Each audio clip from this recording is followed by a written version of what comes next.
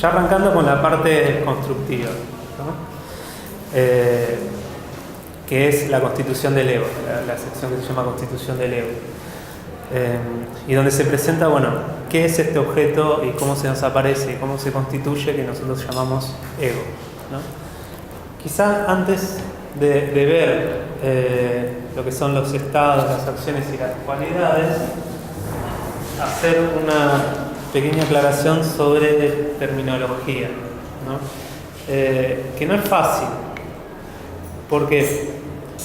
Porque el uso de los términos en Sartre, por lo menos me parece a mí, a veces se confunden o son indistintos, ¿no? Porque encontramos, por ejemplo, el vocablo ego.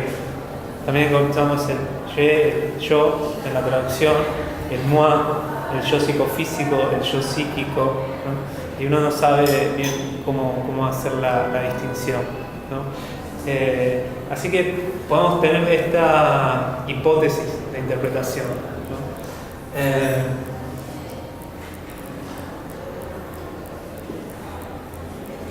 Por un lado tenemos lo que Sartre llama el ego, ¿no? Que es lo que aparece a la reflexión, pero no se capta de manera directa, sino de manera indirecta, ¿no? Y aparece como trasfondo, como horizonte de los estados, las acciones, las cualidades, ¿no? Y van a ver que Sartre habla de que este ego es como fugitivo, huye, nada más la única forma que podemos verlo es como de soslayo, ¿no? Y este ego comprende lo que serían dos facetas, ¿no? Tiene dos caras. Por un lado, la traducción ustedes se encuentran como yo, ¿no? En francés, je. Y por otro lado, lo que la traducción también es yo, ¿no? Y en el original está como moi, ¿no? Yo ya había dicho, estas son dos palabras en francés que denotan lo mismo, pero que se utilizan de manera distinta, tienen funciones gramaticales distintas, ¿no? En general, el je es cuando es el sujeto de una oración en primera persona, ¿no? Y el moi ya refiere a cierta reflexividad o cierta objetividad, como nosotros en español decimos mí mismo, está pensando sobre mí, no decimos estamos pensando sobre yo, no está mal gramaticalmente, ¿no? En francés está más marcada esa distinción, ¿no? Y Sartre la vuelve técnica en su filosofía. Por el momento lo que nos dice es que este yo es la fase activa. La fase activa del ego, ¿no?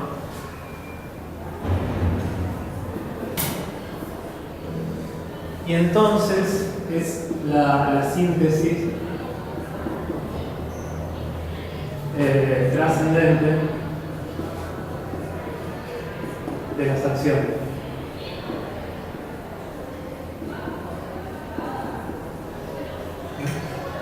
Y en cambio el moi es la fase pasiva, y la síntesis trascendente de, en primer lugar, estados y también lo que se llama las cualidades.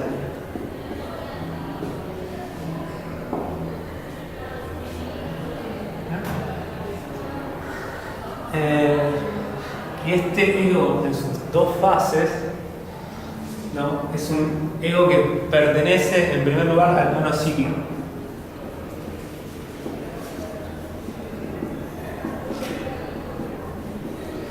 De hecho, él dice que el ego, ¿no? Es el objeto de estudio, de la psicología.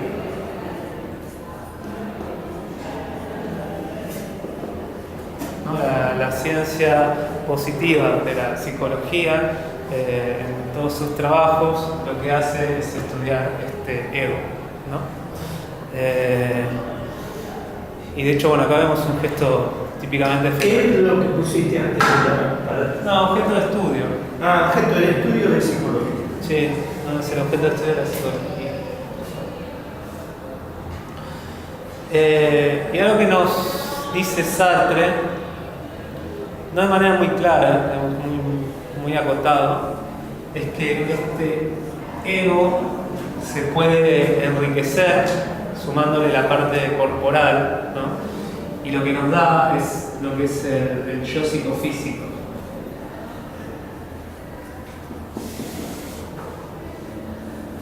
¿No?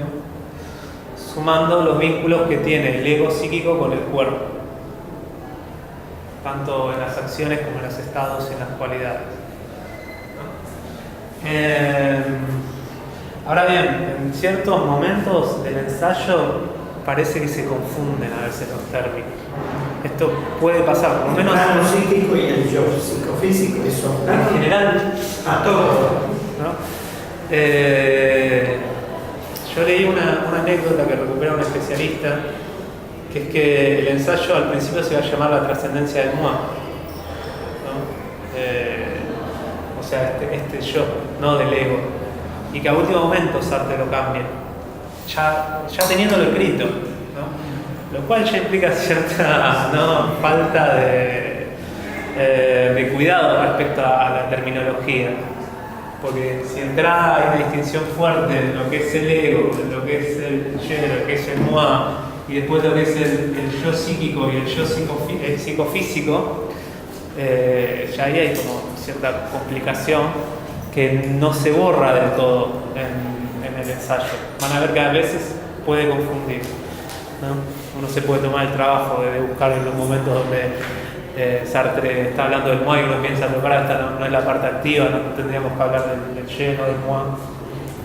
Pero bueno, eso según mi manera de ver, ¿no? Y bueno, entonces este ego, ¿no?, que se aprende de manera indirecta, lo aprendemos porque en la reflexión lo primero que captamos son los estados o las acciones, ¿no? Vamos a tener que hacer un pequeño esquema de cómo se constituye este ego. Y lo que vamos a hacer es tomar el ejemplo que usa Sartre respecto al odio, la repulsión. Él habla de que, vamos a poner primero el tema de los estados.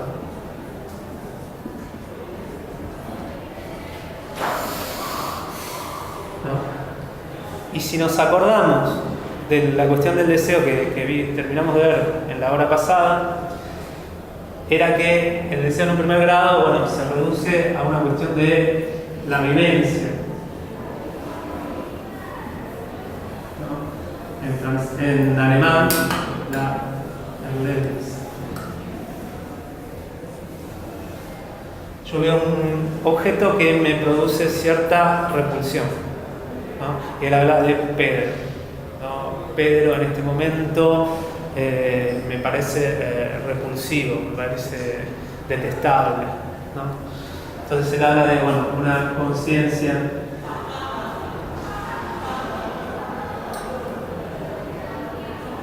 de repulsión, ¿no? Esta conciencia es la conciencia inmediata y espontánea de la conciencia trascendental, ¿no? El objeto se me presenta como repugnante, como ustedes quieran decir. Para nosotros nos interesa qué pasa cuando se realiza una reflexión, que es cuando aparece el ego, cuando aparecen los estados, ¿no? Cuando hacemos una reflexión, esta vivencia, ¿no?, se vuelve como una ocasión o como una aparición, ¿no?, una ocasión para el aparecer del estado de odio. A ver.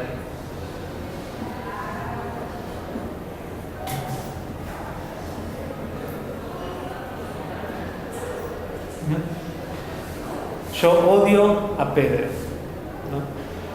En el caso del odio, que ya pasamos a otro nivel porque es un estado, es un objeto trascendente, es un estilo de Noven. ¿Por qué? Porque este odio trasciende el instante de la conciencia, ¿no? De hecho, trasciende el flujo. porque aparece como siendo el mismo y ese odio a través de distintos momentos.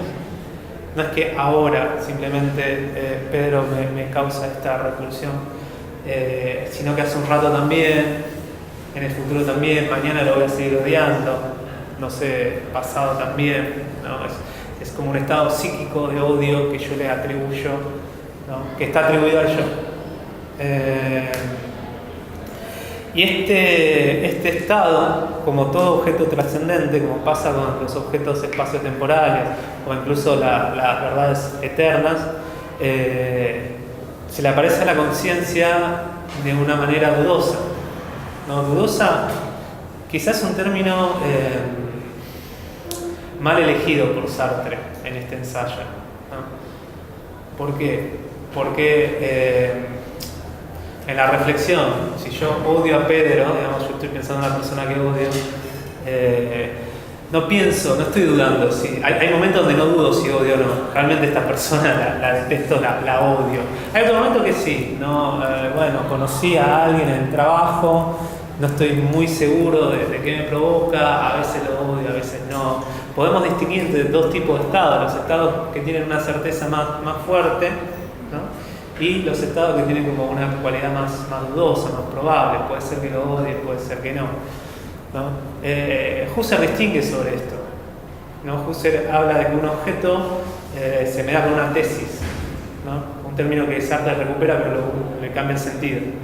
¿Qué significa esta tesis? Un estilo de creencia en ese objeto. Lo creo como efectivo, ¿no? Como dándose efectivamente en la realidad, o como probable, o como posible. Son distintas maneras que un objeto se me puede aparecer, ¿no? Y la duda es un tipo de creencia que se puede tener con el objeto, ¿no? Este objeto me parece como dudoso, ¿no? No sé, hay un kiosco en la esquina, no sé, puede ser que sí, puede ser que no me acuerdo bien. Bueno, yo lo intenciono como un objeto dudoso, ¿no? Y Sartre no lo utiliza así el término cuando habla de dudoso. Lo que está hablando es que los objetos trascendentes se me aparecen como no adecuados y no apodícticos, no ciertos en primera instancia, ¿no? Esto es otra cosa que retoma de la fenomenología, porque en la fenomenología Husserl distingue que la reflexión sobre lo que son los contenidos inmanentes de la conciencia se me dan de manera cierta y apodíctica, ¿no? Y adecuada, ¿no? Yo veo un objeto que identifico como una cartuchera, ¿no? Esa aprehensión de ciertos contenidos, ¿no? Implica, sensaciones, datos de sensación, ¿no? Los colores, por ejemplo, ¿no? Que yo estoy sintiendo esos colores, vivenciando esos colores, Husserl considera que es irrefutable, indudable. Yo tengo la percepción, tengo un dato de color, ¿no? Tengo algo que me afecta de manera pasiva, un color. Lo que pasa a ser no adecuado o no apodíctico es que yo interprete que esos colores configuran una cartuchera. Si quieren podemos pensar otra vez en el ejemplo del pato conejo, ¿no? Tengo ciertas cualidades de color, datos sensoriales, y yo los puedo interpretar de una manera o de otra, ¿no? Pero que esos colores tengan que ver con una cartuchera, quizás estoy viendo mal, la perspectiva no es óptima y es otro tipo de objeto, pero desde este punto de vista, desde este escorzo, se me aparece como tal cosa. Pero más adelante quizá se me aparece como otra, ¿no? Entonces Sartre refiere a eso, que es lo que sucede con objetos trascendentes espaciotemporales, que se pueden cancelar quizá, ¿no? Que no me dan una verdad apodíctica, que estoy obligado a sentirla como una certeza, ¿no? Una certeza fuerte, ¿no? Si quieren en el sentido kantiano de certeza, en el sentido del cogito cartesiano. Bien, el estado de odio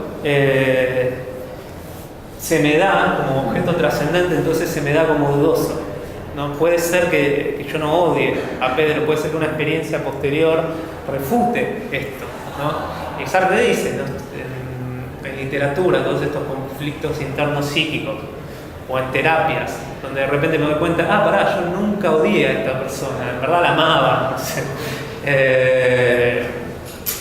Bueno, eso se debe a que los estados aparecen con esta cualidad, del mismo modo que los objetos espaciotemporales pueden ser, digamos, pueden cambiar, pueden cancelarse incluso, ¿no?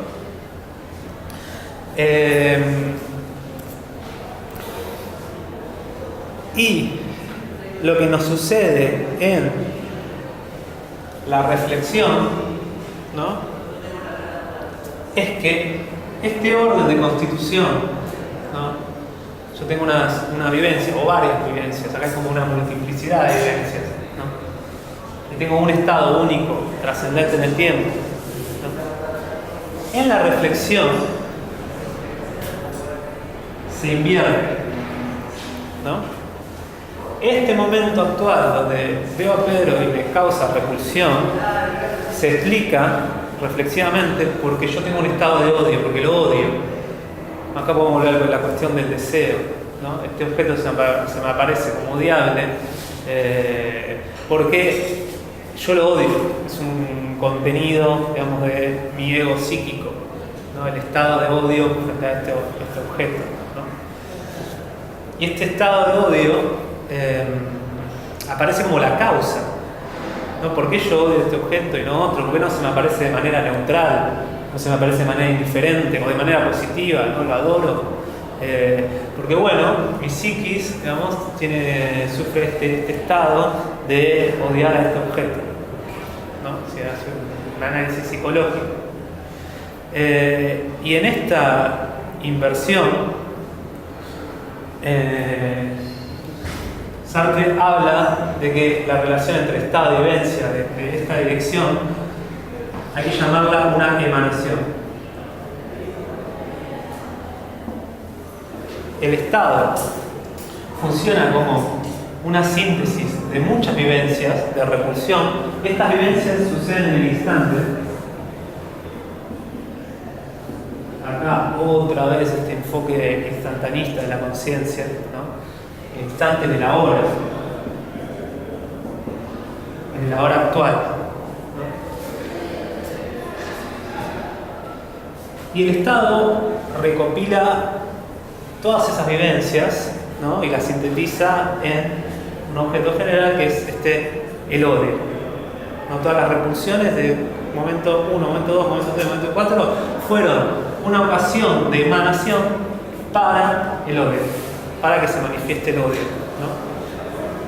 Esta vivencia, Sartre también habla, es un estilo de escorzo de este estado, aparece como un escorzo, ¿no? ¿Se acuerdan que incluso hablamos de esta cuestión del escorzamiento del objeto? Todo objeto se me aparece en cierto perfil, ¿no? Las apariciones del objeto nunca son totales. Yo esta cartuchera la miro de cierta manera, pero yo puedo tener distintas experiencias y todas esas experiencias refieren a un objeto único, ¿no? Pero son distintas.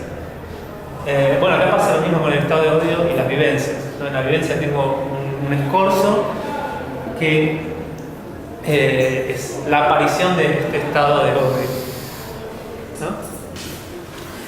Y acá... ¿me preguntas? Sí, lo dijiste recién, pero se me fue. El estado de odio vendría a ser como una síntesis de las vivencias.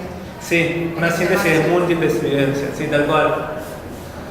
Sartre dice infinitas vivencias. Como está hablando de instantes, ¿no? Y uno podría dividir el tiempo en momentos infinitesimales, digamos. Entonces estas vivencias siempre son infinitas, ¿no?, para Sartre. Las vivencias de repulsión. En este momento, del momento que sigue, cortamos ahí a la mitad entre el momento 1 y el momento 2 y podemos pensar que hay otro momento más ahí, ¿no? Y ahí dividir al infinito, entonces son millones, ¿no? Acá tenemos un instante, una hora y también una multiplicidad.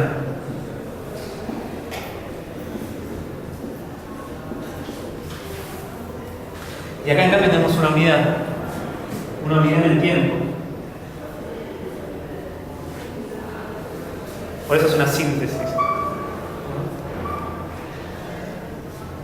Y esta síntesis se da en el modo de una emanación.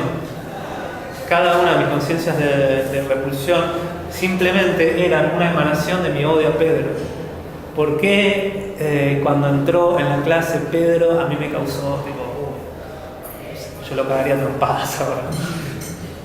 Porque era una manifestación de este estado mío de que lo odio, ¿no? Y no lo odié en ese momento, sino que lo odié antes y lo voy a odiar después, y es el mismo odio. Bien. Y cuando describe esta cuestión de la repulsión y el odio, Sartre habla de un concepto que para mí es uno de los más complejos y muy escurridizo, digamos, ¿no? Porque aparece en distintos lados y demás, y a veces con una función distinta, que es que esta emanación es un vínculo de tipo mágico. Utiliza la palabra magia. Vínculo.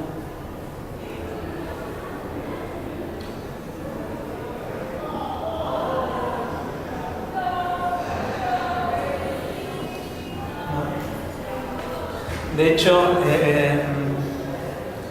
yo estoy trabajando ahora este tema de la magia en este periodo de la filosofía de Sartre, ¿no? Que aparece para describir acá, lo que estamos viendo nosotros, todo tipo de relación entre la conciencia y el ego, ¿no? En la reflexión, todos los objetos que se nos aparecen como mágicos, ¿no? Esa es la palabra que usa Sartre, ¿no? ¿A qué se debe? O sea, ¿qué significa magia acá?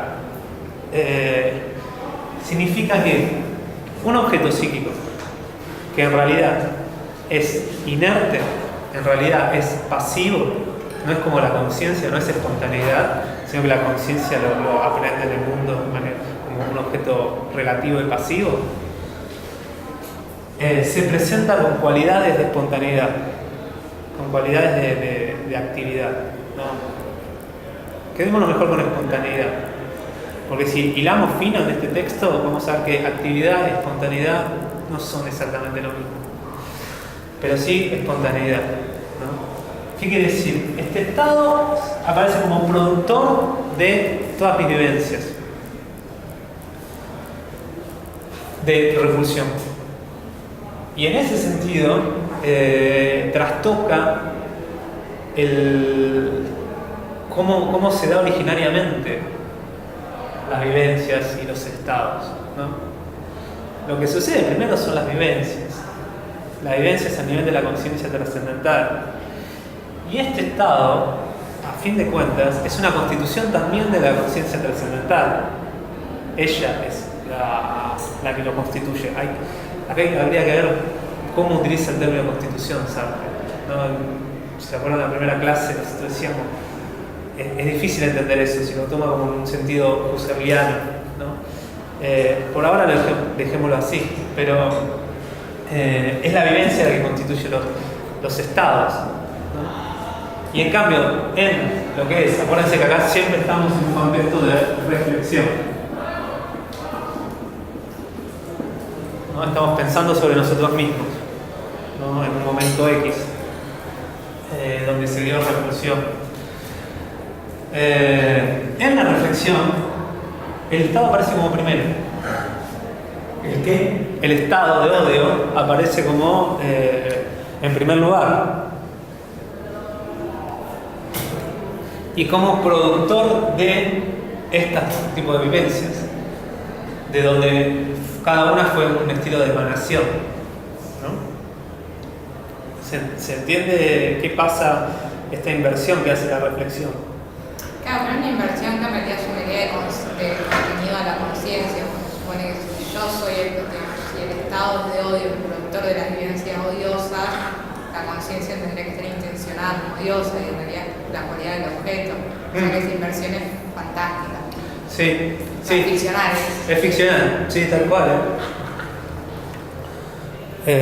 Tal cual, porque ahora cuando se hace el pasaje para abajo, ¿no?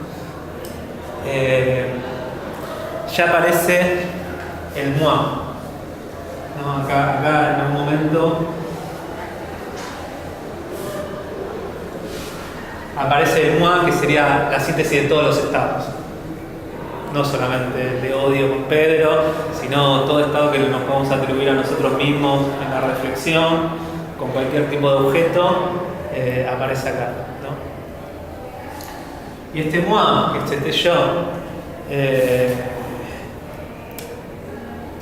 aparece como el sujeto, ¿no? de lo que se realiza en los estados. Y aparece como el representante de la conciencia, ¿no? Como una hipóstasis de la conciencia, ¿no?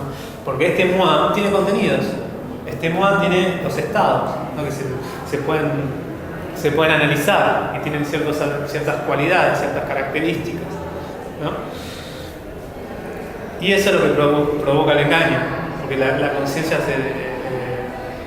se empieza como a borronear, ¿no? Para adelantar algo, después Sartre va a hablar de que esto tiene como consecuencias morales. ¿Por qué? Porque el moi, ¿no? Y después, bueno, el ego, al final, en unas cuestiones prácticas, de la vida práctica, lo que hacen es ocultar la espontaneidad de la conciencia. Que nosotros nos olvidemos que la conciencia es pura espontaneidad y de cierta forma infinita, ¿no? Esa espontaneidad, de hecho ya en la trascendencia del ego, Sartre dice que nos produce angustia, ¿no? Nos produce angustia que la conciencia sea de esta manera, ¿no? Sea esta espontaneidad infinita y no esté, digamos, yo creo que se puede decir esto acá en la trascendencia del ego, después nos vamos al ser enano, no esté comprometida con los estados y con el ego, ¿no? El compromiso que aparece acá como término en la trascendencia del ego siempre está entre lo que es el ego y, bueno, todos sus estados, todas sus acciones, todas sus cualidades, ¿no? Comprometido porque estos productos de él, estados, acciones, cualidades, también lo definen a él con un efecto de rebote, ¿no? No está como en otro plano separado. En cambio, la conciencia trascendental, y esto es una de las críticas que habíamos hecho en la clase pasada, parece como estar en otro tipo de plano y parece no estar tan comprometida con el mundo. De hecho, la función hasta ahora, digamos, desde que empezamos el curso hasta ahora, parece ser nada más como de expectación, ¿no? Como una espectadora de observación, ¿no? La conciencia nada más observa, es conciencia de otra cosa, conciencia en sí, ya está. La cuestión de las acciones, como un enfoque práctico de la conciencia, acá está borroneada. También habíamos dicho, la relación de conciencia y cuerpo también está borroneada, ¿no? De hecho, el cuerpo también aparece acá, por lo menos nada más en lo que respecta a la reflexión, ¿no? Ahora vamos a ver con la cuestión de las acciones, ¿no?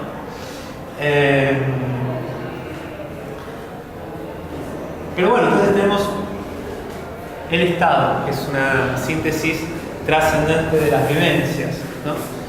Y esta relación es de emanación.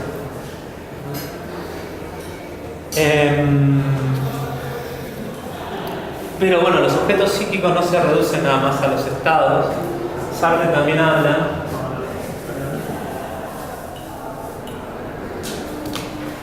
de las acciones.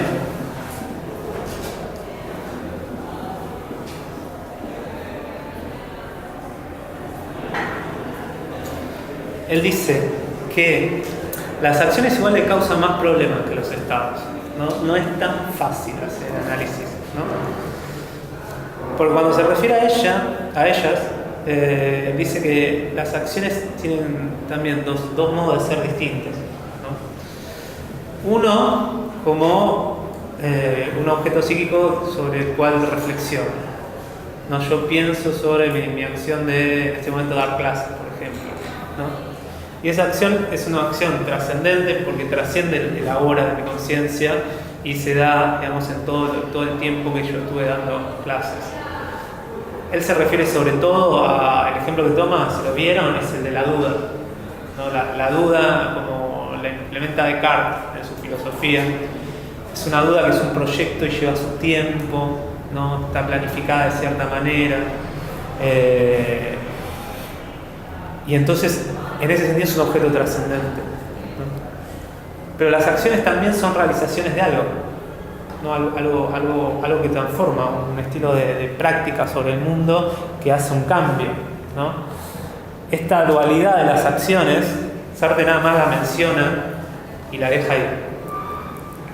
Y se queda con el tema de la acción como un objeto psíquico de la reflexión. Uno podría pensar, ¿por qué no?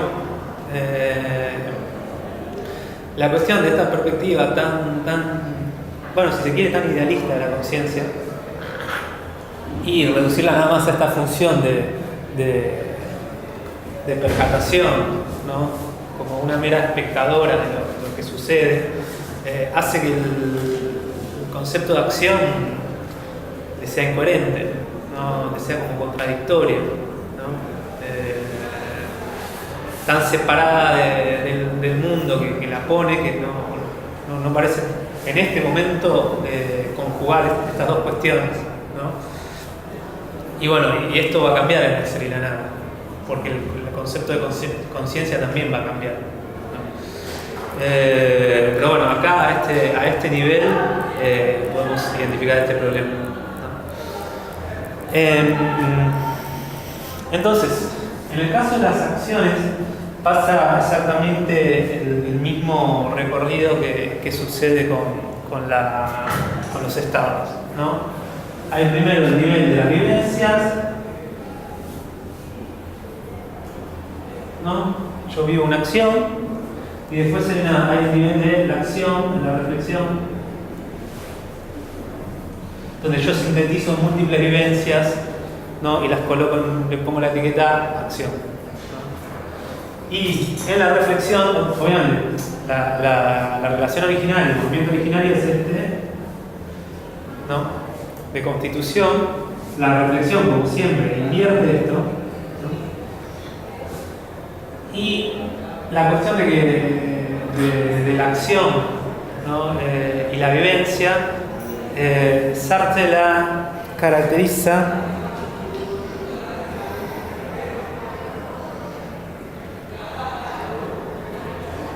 no usa un término particular, ¿no?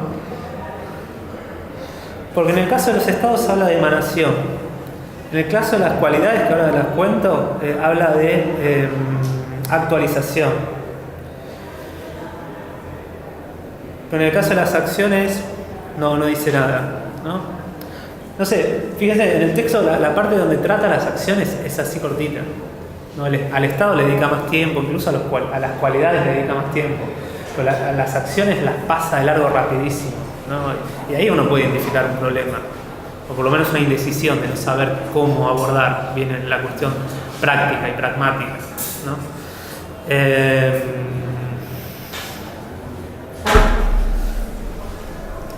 Sí, de hecho, una cosita más de las acciones.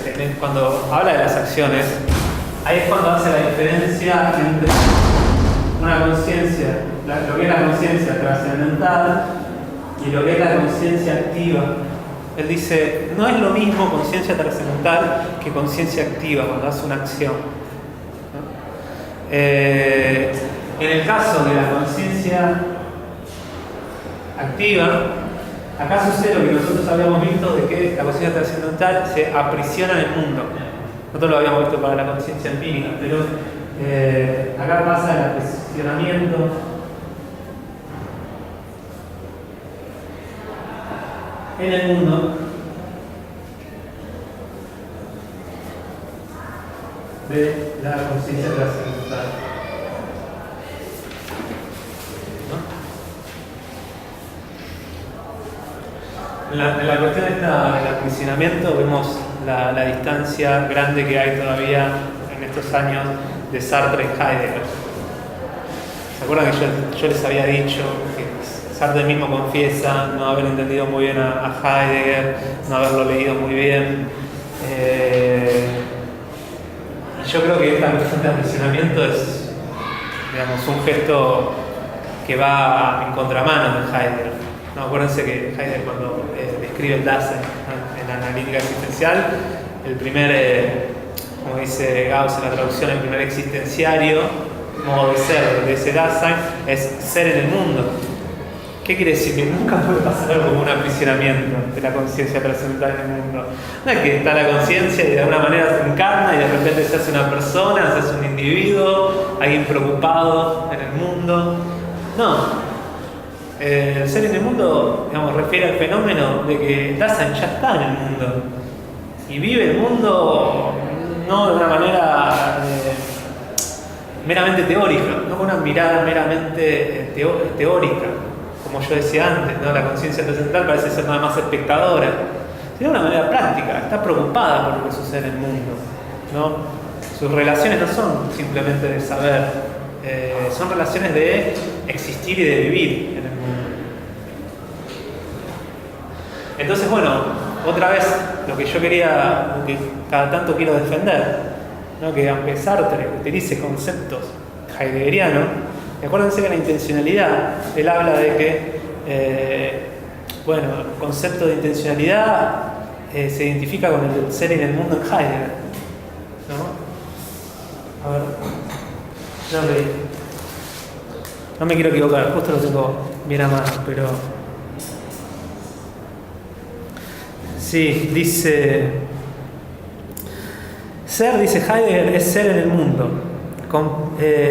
Comprende este ser en él en el sentido de movimiento.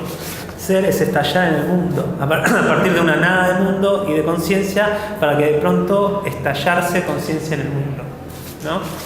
Identifica el ser en el mundo con su noción de intencionalidad, y esa noción de intencionalidad en la trascendencia del ego nos lleva a esto y nos lleva a algo contrario a Heidegger, ¿no? Entonces acá vemos otra vez una de las tantas mal comprensiones de Sartre, ¿no? Que después tienen sus frutos, pero no está de más identificarlo, ¿no? Bien, ¿vamos bien? Tenemos por ahora que el ego tiene estos contenidos, ¿no? Los estados, por un lado, que tiene que ver con su faceta pasiva. En verdad, otra vez estos problemas terminológicos, el modo de ser pasivo le pertenece a todo, todos los componentes del ego, ¿no?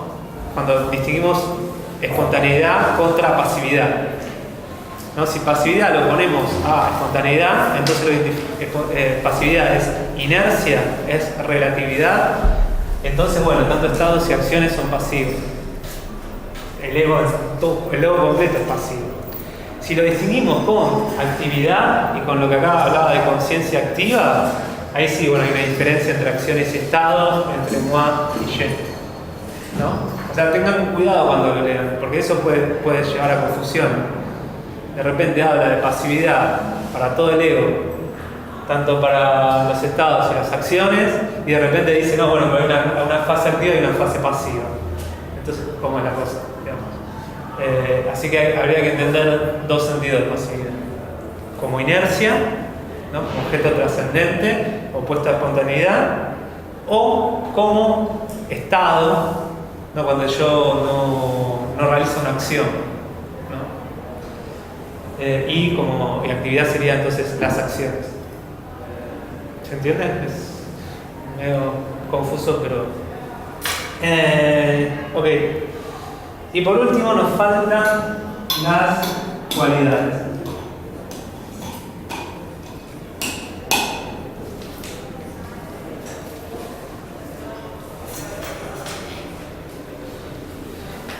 En el caso de las cualidades, es un componente del ego, acá dice facultativo, o sea, optativo. Pueden aparecer en la reflexión como pueden no aparecer en la reflexión. No son algo necesario, ¿no? ¿Qué quiere decir? Cuando uno reflexiona necesariamente va a tener que sintetizar vivencias en estados o en acciones, ¿no? Pero algunos de esos estados pueden incorporarse en una categoría más grande, que es el de cualidades, ¿no? Que tiene que ver con, no sé, con hábitos, ¿no? Si lo pensamos en términos aristotélicos, en la ética a Nicomaqueo, ética nicomaqueo, ¿y cómo se llama el pibe? Nicómaco. Sí. Nicómaco. Ahí está. La ética es nicomaquea y él es nicómaco. Okay. ¿Y el qué? El chico que era el hijo de Aristóteles. Sí. Nicómaco. Sí. Ética. Acuérdense que ahí Aristóteles habla de que se forman hábitos, virtuosos o viciosos. Después de realizar ciertas acciones viciosas, ¿no? Uno toma el hábito de ser vicioso, ¿no? Y es una mala persona, es un mal tipo, ¿no? Y una acción buena no lo volvería buena, ¿no? Porque está toda esta historia de la experiencia que lo formó así, ¿no? Y es un tipo vicioso. Bueno, las cualidades tendrían que ver con estos hábitos aristotélicos, ¿no? A veces en la reflexión de algunos estados se explican por cualidades del sujeto. Por ejemplo, yo puedo ser una persona, creo que acá se traduce como irrisoria, ¿no? Acá en criollo, calentón, ¿no? Sos un calentón. ¿Qué quiere decir? Sos propenso a tener estados de odio con cualquier persona, digamos. Siempre que te hablan lo tomás para mal, ¿no?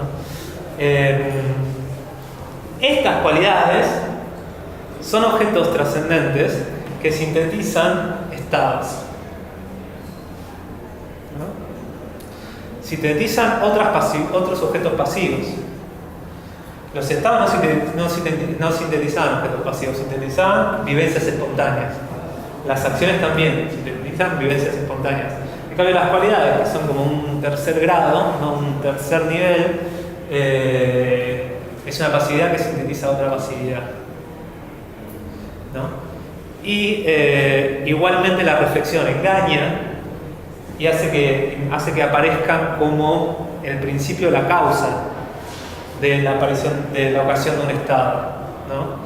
Estas cualidades son como virtualidades, como potencialidades que uno tiene, que pueden en algún momento actualizarse, ¿no? Yo soy irrisorio, algo me cae mal, algún ruido que me hace enojar, y bueno, manifiesto todo mi estado de enojo, ¿no? Y de odio, no sé, a lo que primero se me aparezca. No me acuerdo por a qué venía este ejemplo. Pero, bueno, y estos son los tres, digamos, elementos que presenta el ego. Siempre acciones y estados de manera obligatoria, y puede ser, como puede ser que no, cualidades. ¿Por qué puede ser como puede ser que no? Quizás yo no soy alguien que me veo a mí mismo como alguien irrisorio, pero eso no significa que en un momento me enoje, tenga un estado de odio.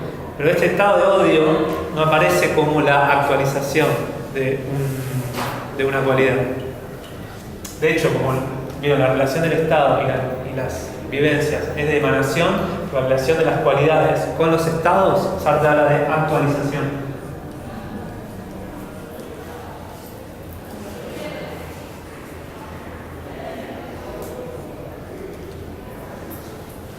Que también es un vínculo mágico, como todo vínculo entre la conciencia y el ego. Siempre son vínculos mágicos, digamos, una relación, sí. ¿Falta meter la actualización o la perdida esto? Sí. ¿Cuál es el nombre que le pone a la relación que hay entre cualidades y estados? O sea, ¿la original o la que engaña la reflexión? La que engaña. ¿Qué nombre? Actualización. No. Te digo, para mí esto es filosofía, ¿no entiendo? Se ve que todos son mucho más inteligentes incluso que me destruyó ya. Sí, igual yo estoy. Vos sos muy clarito, no terminé entendiendo. En el pizarrón por lo menos no. Quizá está esto hecho en bolonqui y ya lo sé, está hecho en bolonqui. No, porque yo hasta escribo a veces la respiración, pero. No, yo me perdí la clase del profesorado de cómo utilizar el pizarrón. Y cuando metió el vínculo mágico, ya, bueno, metí el vínculo arqueológico, por Sartre, metí el vínculo religioso, metí el fetichismo, metí cualquier cosa y listo. Si esto es Sartre, una pregunta, el vínculo mágico, la acción no se llama emanación, no lo llaman emanación. La emanación es un vínculo mágico. Pero en la acción, digamos, en la reflexión de la acción, no de las cualidades Ni de los estados. ni de los estados, la reflexión de las acciones. Ese vínculo no le llama emanación, o no le llama nada. No le llama ni emanación ni actualización, pero es un vínculo mágico. Sí, porque él dice Porque es que engañoso. es engañoso y aparte a algo pasivo le da cualidades de espontaneidad. Todo, como él dice, toda relación entre conciencia y ego es una relación que nosotros tendríamos que llamar mágica, ¿no?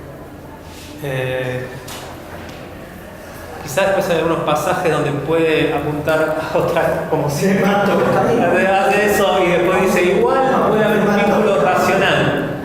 Yo pensaba que era difícil Heidegger y Kant, Sí. pero este me mató.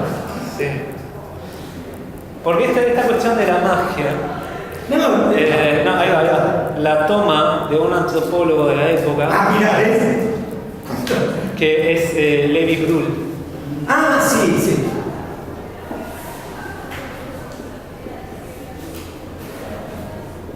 Sí. ¿No?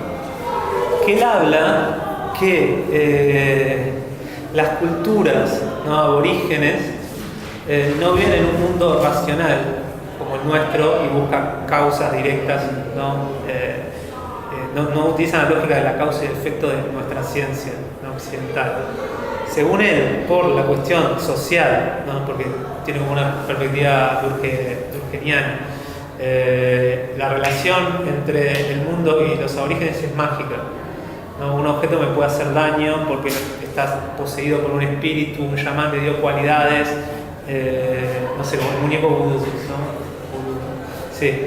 Que lo pinchás y lastimás a otra persona. Bueno, ese objeto tiene cualidades mágicas, no es inerte, puede causar un daño a otra persona, ¿no? Ahí voy, nosotros. Y esa relación es irracional, porque es opuesta a nuestra ciencia racional. Y Sartre habla no solamente que la magia hay que entenderla como esta síntesis inestable entre espontaneidad y pasividad, sino como algo irracional. Y ahí nos pierde a todos. Ahí es muy difícil. ¿Por qué irracional? Espontaneidad y pasividad. Toda magia en Sartre es una síntesis inestable, ¿no?, entre espontaneidad, de rasgos de la espontaneidad y rasgos de la pasividad. Porque es otorgarle espontaneidad a un objeto pasivo. Sí. Si quieren, en otros términos también, una síntesis inestable entre el para sí y el sí. Si queremos agarrar en serio nada. ¿Qué? Entre el para sí y el sí. El en sí sería Lo pasivo, lo relativo, lo inerte. Y el para sí, lo espontáneo, la conciencia. De hecho, si les interesa, ¿no? Que quizás lo vamos a ver, porque la última clase todavía estoy en duda de qué dar. Si vemos a unas cuestiones literarias o nos vamos a la teoría de la intersubjetividad que aparece en Sartre en un artículo muy lindo que se llama Rostros. En ese artículo Rostros, que es del 39, él habla que el cuerpo del otro, otra persona, me aparece como un objeto mágico. ¿Por qué? Porque es un objeto inerte, está,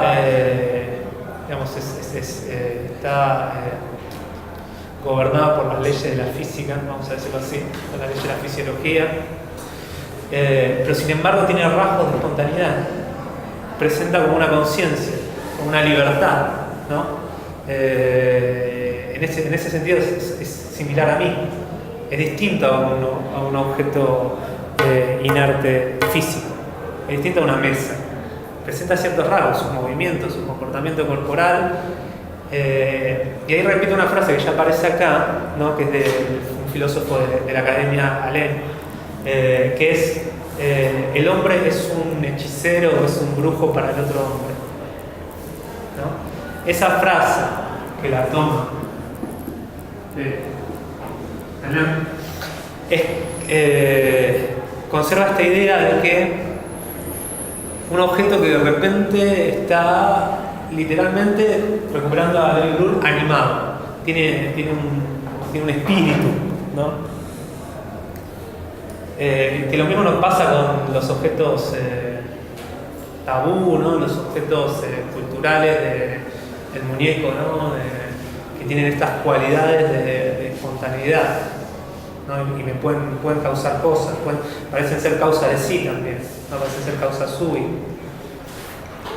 No sé si esto ayuda o no, pero esto para No, me aclara que él no la tenía clara como quería hacer.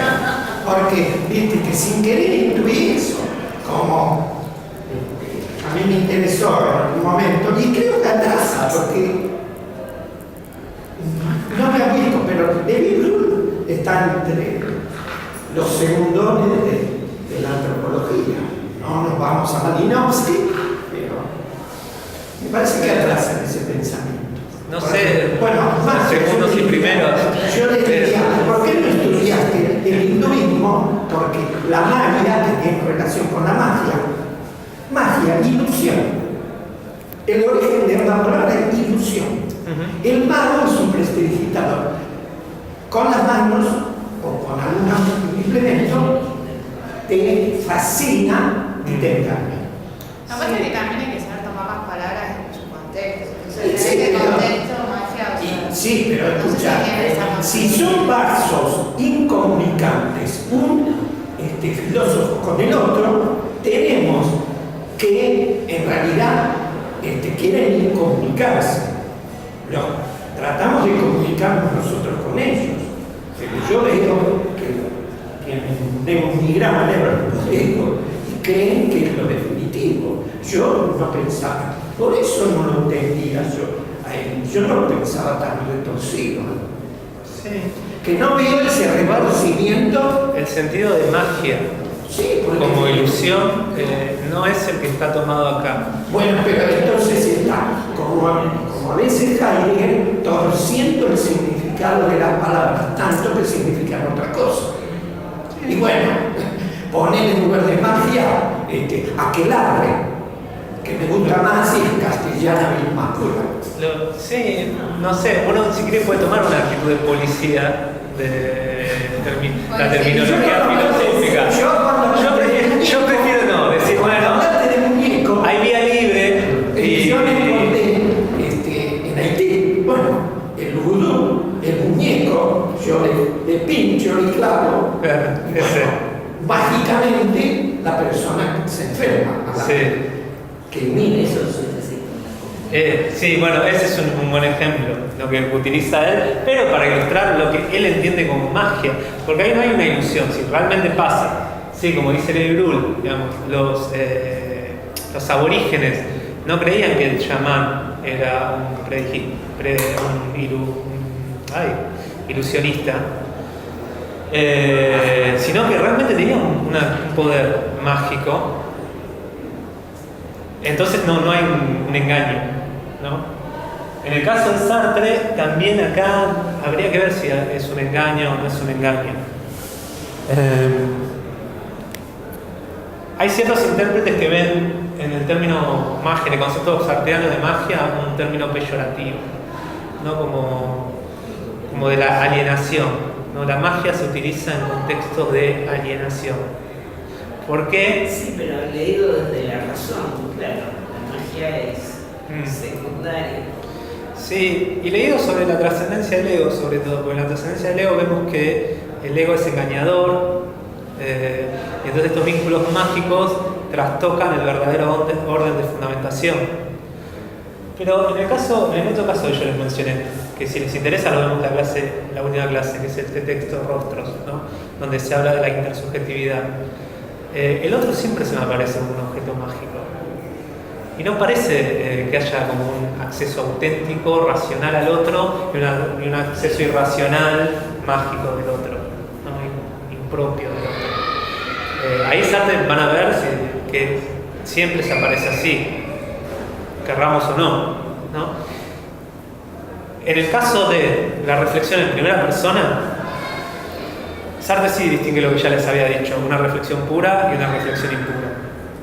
La impura es la que se cree toda la mentira del ego, ¿no? Y se cree la magia del ego. La pura, digamos la auténtica, sabe distinguir que el ego nada más es un objeto constituido por la conciencia trascendental. Pero ahora yo pregunto, en el caso del acceso al otro, ¿no? Del alter ego, ¿también hay un acceso puro y otro acceso impuro y cómplice, ¿no? En este periodo? ¿Sí? Porque no podemos hablar de la mirada. Si vamos a la mirada ya pasamos a otro momento, ¿no? En este momento no hay nada que refiera a la mirada. Y van a ver si leen los textos que yo por lo menos no encontré eso, ¿no? Entonces no estoy completamente de acuerdo con los que dicen que el concepto de magia es un concepto alienante y peyorativo, no negativo en Sartre. Quizás estoy hablando de muchos textos que ustedes no conocen, pero bueno, si quieren después yo les puedo indicar para ver. Y aparte no fue un tema. Pero yo lo que quería es que, a ver si quedaba claro lo de los estados, las acciones y las cualidades, ¿no? Porque tenemos el plano de la conciencia trascendente, ¿no? Que está, ¿no?, estallada en vivo.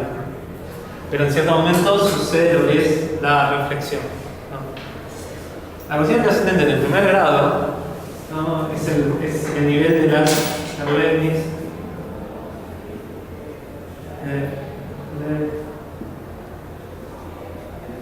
La Erlebnis, porque esto es así, es singular, ¿no?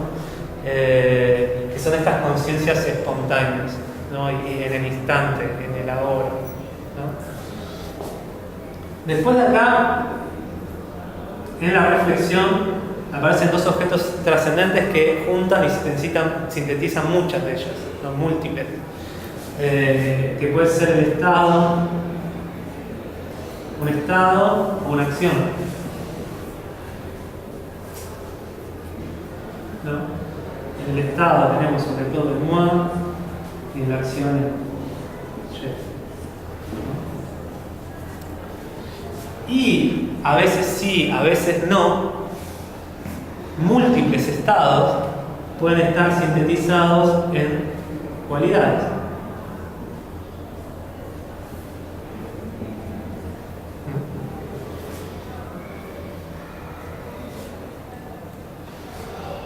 Y acá ya estamos, digamos, no, en el plano psíquico, perdón, plano.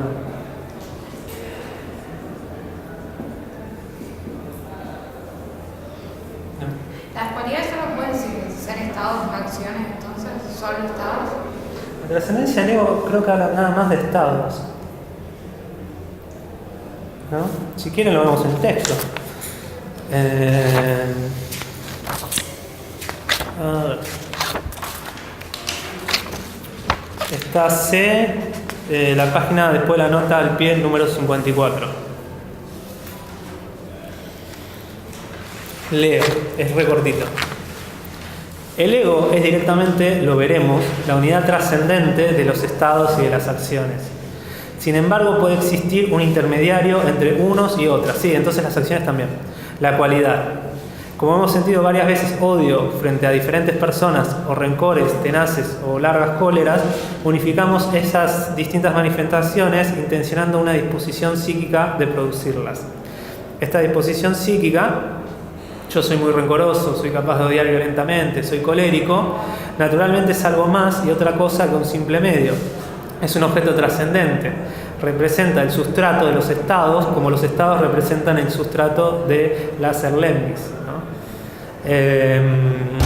Fíjense, yo creo que con esto... Hola, sí, dale, pasa. Con esto nos responde, porque al principio dice acciones y estados, intermediario entre acciones y estados, así que sí. Después el ejemplo que toma es solamente un estado. Rencoroso, colérico, habla... sustrato de los estados, ¿no? Pero bueno, estados y acciones. Creo que es coherente pensar que las cualidades también son momentos de actualización de acción. Claro, pasa que yo cuando explicaste las cualidades no había entendido como que era de los dos, pero me ha quedado que eran las dos. Ya ahora cuando hiciste el cuadro. Yo lo que entiendo, pero no sé si lo dice exactamente y estoy agregando algo yo, es que lo que si una cualidad es una actualización de una acción, lo hace por intermedio de un estado. ¿No? Damos una acción de repulsión, una vivencia de repulsión.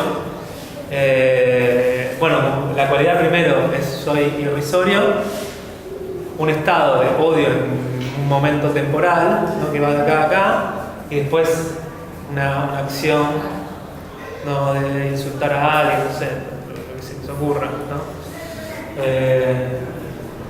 Pero bueno, habría que ver si después alguien quiere chequear con más tranquilidad este pasaje y ver cómo es la cuestión de las cualidades actualizando acciones, lo revisamos, ¿no? Pero bueno, por el momento se entiende lo que es el orden de constitución, ¿no? De arriba para abajo es el orden real y de abajo para arriba es el orden, digamos, de la reflexión, el orden engañoso. Bien, tenemos un tiempito más. Lo que nos queda es reflexionar sobre, hablar sobre el ego, ¿no? Porque hablamos de sus componentes, los estados, las acciones y a veces las cualidades. Pero el concepto de ego es algo más, digamos, ¿no? Hay un plus que agrega. Primero, el ego que nos dice, lo primero que nos dice es que es una unidad trascendente, un sustrato de, sobre todo, acciones y estados, ¿no? Entonces, vamos a poner una síntesis.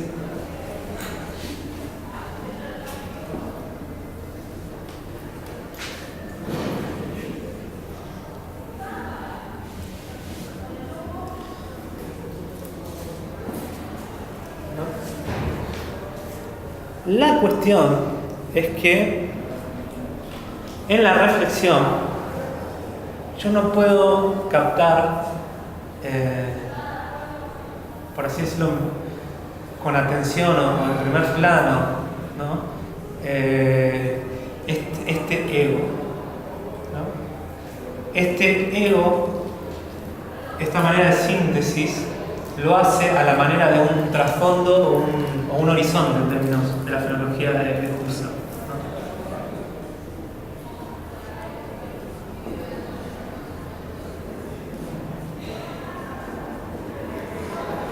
¿no? Acá, en vez de meternos con Husserl, quizás sería más fácil si pensamos en la Gestalt, que es más conocida. La Gestalt, la psicología de la Gestalt, de la forma. Una de las leyes ultra conocida de la Gestalt es la de figura y fondo. No sé cómo las conocen, ¿no? No la conozco tanto, solamente aquí un poco creo recordar una parte con una de esas. No conozco mucho. No hace falta, la recupero, ¿no? ¿La qué? La recupero, la vuelvo a explicar. Es la idea de que en nuestra percepción siempre tenemos un objeto que necesita estar en primer plano o un conjunto de objetos, ¿no? Y otros que tienen que estar en trasfondo. Y que en nuestro campo perceptivo no todos los elementos pueden estar al mismo nivel, tienen el mismo valor, sino que siempre uno se tiene que concentrar en algo y otra cosa queda al trasfondo. Si me están mirando a mí, el pizarrón queda al trasfondo y no lo pueden leer, y si están leyendo el pizarrón, yo quedo en el fondo, ¿no? Que en cine se incluye una de las partes. Claro, ¿no? Después tiene la explicación. No enfoca para que uno mismo sepa que lo importante es el fondo o la persona o la cosa. Tal cual. En el caso... Pero ahí no son lo mismo. No, ahora vamos a ver eso, ¿no? Pero estoy tomando como un desvío para que sea más simple. En el caso de la fenomenología de Husserl, acuérdense que describe esta carácter de intencionalidad de los actos. En la percepción yo percibo algo, ¿no? Eso que percibo siempre se da en un entorno, ¿no? Si yo veo una cartuchera, la cartuchera no se me aparece flotando abstracta, ¿no? Sino que se me aparece en este aula, ¿no? Se me aparece en esta facultad, sobre la mesa, al lado de mis papeles, de mis marcadores, de mi borrador, ¿no?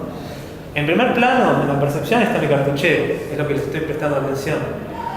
Pero sin embargo, lo demás, yo soy consciente. De hecho, no puedo ser consciente de la cartuchera sin ser consciente al mismo tiempo de lo demás. Ahí aparece lo que yo también les había hablado de las intenciones vacías, ¿no? Que no están planificadas, no son intuitivas, que están ahí, pero están meramente mentadas, ¿no? Bueno, Husserl destaca eso, que llama trasfondo o también horizonte. Los objetos se dan en un horizonte.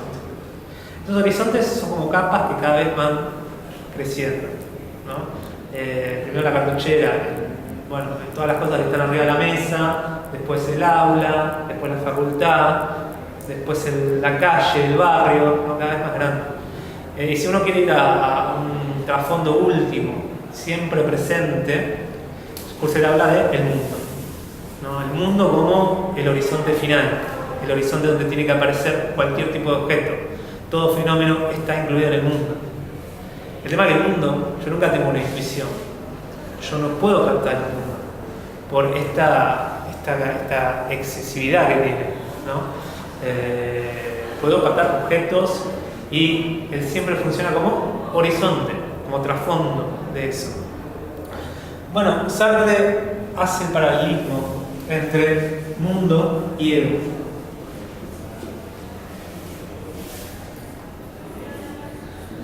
El ego se me aparece como trasfondo en todas las acciones y los estados que yo puedo captar en la reflexión.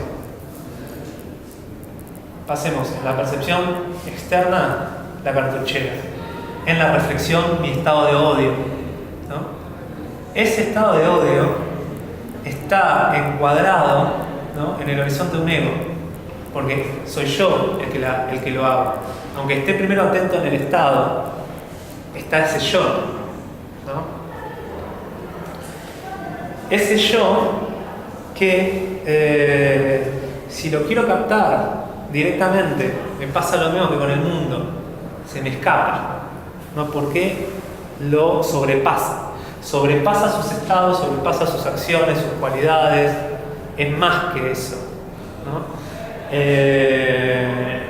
Y por eso Sartre habla de que este ego es fugitivo, me huye todo el tiempo y la única manera que tengo de verlo es con un armadillo del ojo. Sí, ¿no?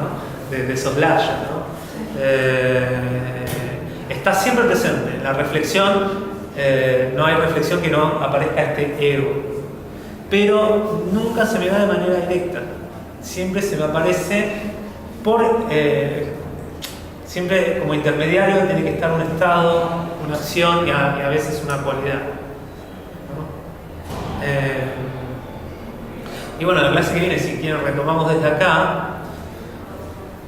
Este ego que aparece de trasfondo aparece como un ego productor.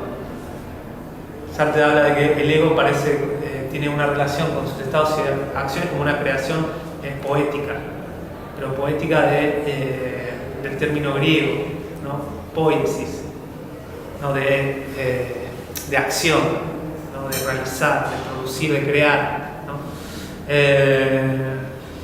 El ego se me presenta así, escurridizo, pero como el creador, ¿no? Y en eso, ahí aparece cuando él dice que el ego es falso, siempre es falso. ¿Por qué? Porque no es ningún creador. Esa supuesta espontaneidad es una pseudo espontaneidad, una imitación de la conciencia trascendental, ¿no? Pero en verdad, los estados y las acciones se constituyen en este nivel, ¿no? Y el nivel del ego como trasfondo sintético de todos los estados y las acciones es como un último nivel, lo más constituido de todo. Acá tenemos lo constituyente, lo fundamentante y acá lo constituido o fundamentado, ¿no? El ego es lo último, pero aparece sacando pecho como si fuese lo primero, ¿no? ¿Quién hizo esto? Yo lo hice. Y bueno, para la clase que viene retomamos de acá, vemos con más detalle estas cuestiones morales y metafísicas que aparecen en el Ser y la Nada, con esta cuestión de que el ego oculta la libertad de la conciencia.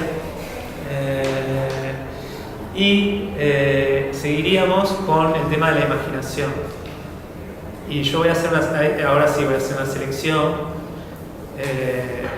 de los dos libros, Lo Imaginario y La Imaginación, y vamos a trabajar con eso. ¿Lo imaginario lo está editando Lozada? ¿La imaginación en situaciones? Lo Imaginario lo editó Lozada, Sí. pero si ahora lo está editando, No, claro, lo editó y se conseguía. Sí, se conseguía. Pero la imaginación no. sí también, pero no creo que haya nuevas ediciones, o sea, lo he usado. Yo conseguí una del imaginario, pero en el 80, por ahí. Sí, es vieja la traducción, es muy vieja. Busqué las dos, pero no, la imaginación. Que la imaginación está en una de las situaciones, ¿o no? No, ¿No? no, ¿No está en recopilado de por parte? no, creo que no.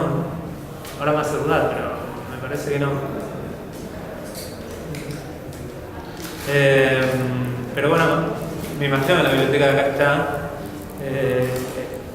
Y lo único es, sí, eso sí, no hay ediciones actuales. Lo van a tener que conseguir usado. Búsquenlo, si lo van a buscar, búsquenlo usado. Y bueno, y nos vemos la clase que viene.